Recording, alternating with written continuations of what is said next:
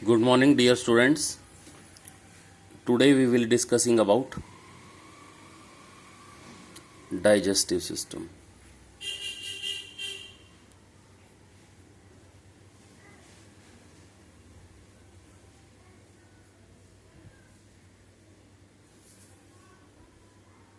Before starting digestive system, you must have knowledge about certain important terms.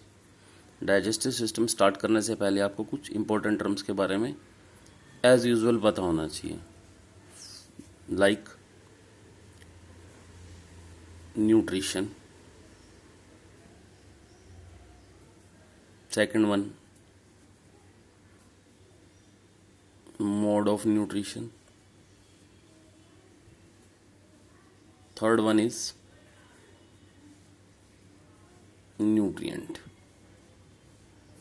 आइए हम सबसे पहले डिस्कस करते हैं न्यूट्रिशन।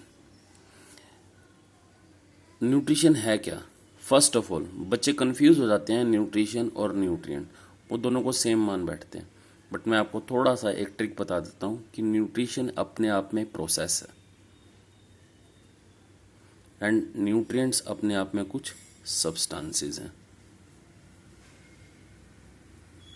याद रखिएगा, न्यूट्रिशन एक प्रोसेस है और न्यूट्रिएंट्स सब्सटेंस हैं। दीज सब्सटेंसेस में B organic in nature, inorganic in nature.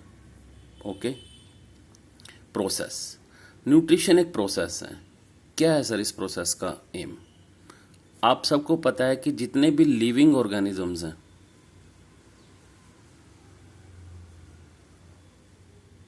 जब भी मैं वर्ड लिविंग ऑर्गेनिज्म को यूज करता हूं तो बेटे मैं इसमें कवर करता हूं सारे प्लांट्स को, ऑल द एनिमल्स को, और जितने भी माइक्रो ऑर्गेनिजम्स हैं उनको भी। तो ये सब लिविंग है। आप सबको पता है कि इन्हें अपनी लाइफ को कंटिन्यूटी में चलाए रखने के लिए, सस्टेन रखने के लिए एनर्जी की रिक्वायरमेंट है।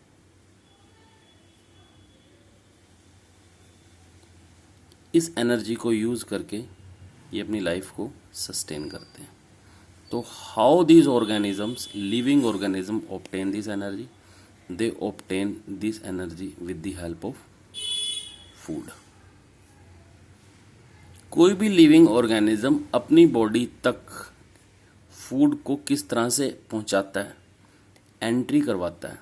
Process, how a living organism obtain and then utilise, उसे प्राप्त करता है और उसे फिर यूज करता है फूड को। इस पूरी प्रोसेस का नाम है न्यूट्रिशन।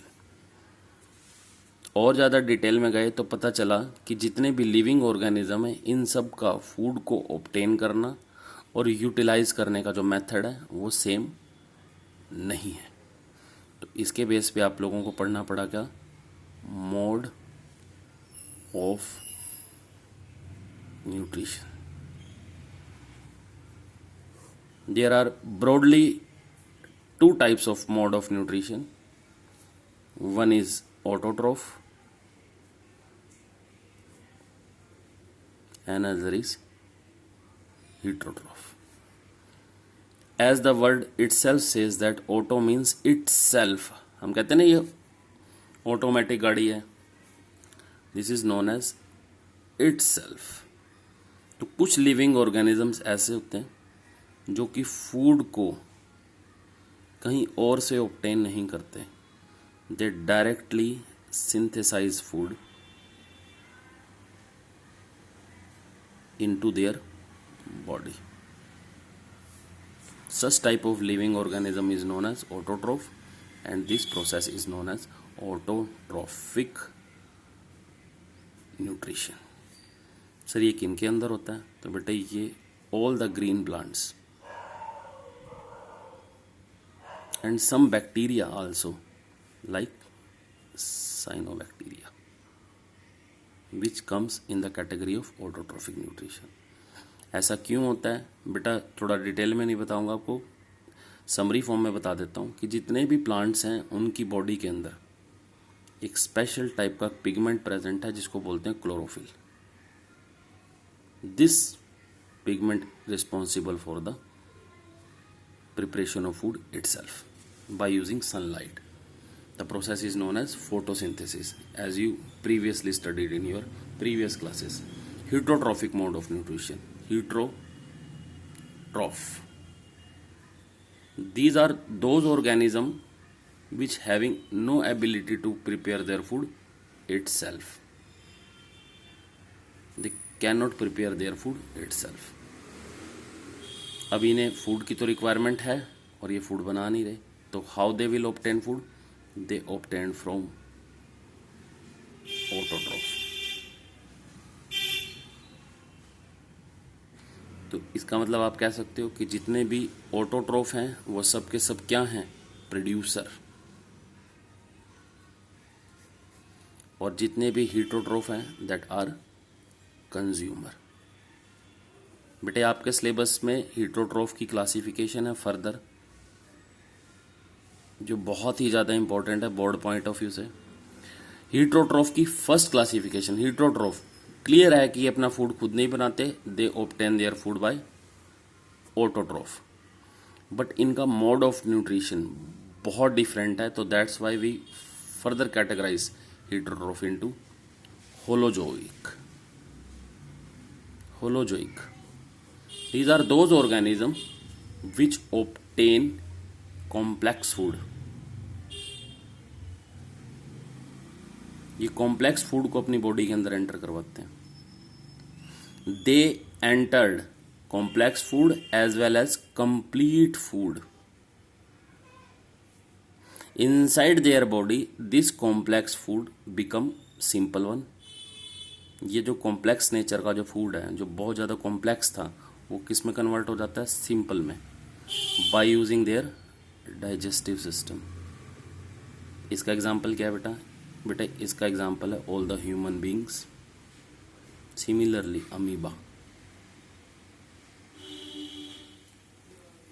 आइए बात करते हैं सेकंड वन की. ये फर्स्ट है बेटे, सेकंड का नाम है सैप्रोफाइट.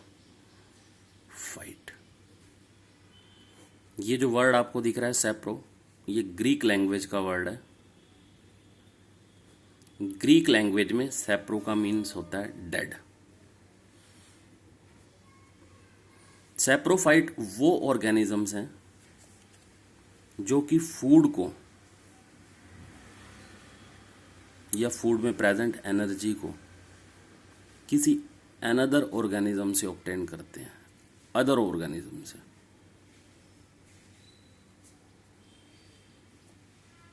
बट कंडीशन क्या है? जो अदर ऑर्गेनिज्म है that must be dead in nature. Dead और डिके, वो मरी हुई अवस्था में होना चाहिए या फिर वो गली हुई अवस्था में हो, तो धीरे धीरे गल रहा हो. तो ये इस तरह के ऑर्गेनिज्म डायरेक्ट उनकी बॉडी के ऊपर बैठ जाते हैं और वहाँ से ऑब्टेन कर लेते हैं फूड. बिकॉज ऐसा माना जाता है कि जो भी चीज़ डेड हो चुकी है या डिके हो रही है, that will itself converting into complex from simple, and that saprophyte obtain this simple one. Okay, third one जो हमारी थर्ड कैटेगरी है जो हमें पढ़नी है बेटे, उसका नाम है पैरासाइट. एग्जाम्पल मैं सैप्रोफाइट का बता देता हूँ.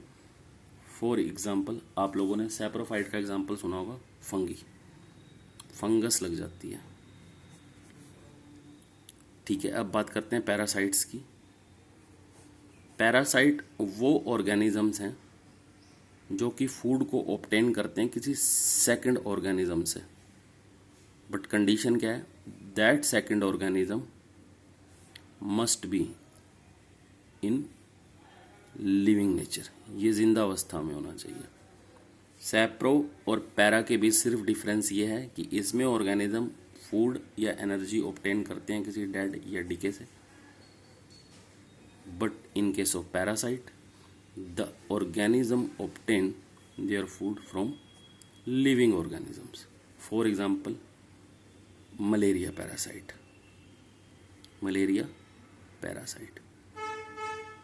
बेटे आज हमने अभी डाइजेस्टिव सिस्टम करने से पहले डाइजेस्टिव सिस्टम में यूज़ होने वाली कुछ इम्पोर्टेंट टर्म्स को पढ़ा। अब एक टर्म रह गई है आप लोगों की कि सर आपने बोला था कि एक हमें पढ़ना है न्यूट्रिशन, दूसरा पढ़ा हमने mode of nutrition, third one is nutrient. बेटे न्यूट्रिएंट क्या है? न्यूट्रिएंट वो सब सब्सटेंस, वो सब ऑर्गेनिक सब्सटेंस या इनऑर्गेनिक सब्सटेंस हैं जो कि प्रेजेंस होते हैं आपकी फूड के अंदर। फॉर एग्जांपल मान लीजिए मैंने बात की मिल्क की।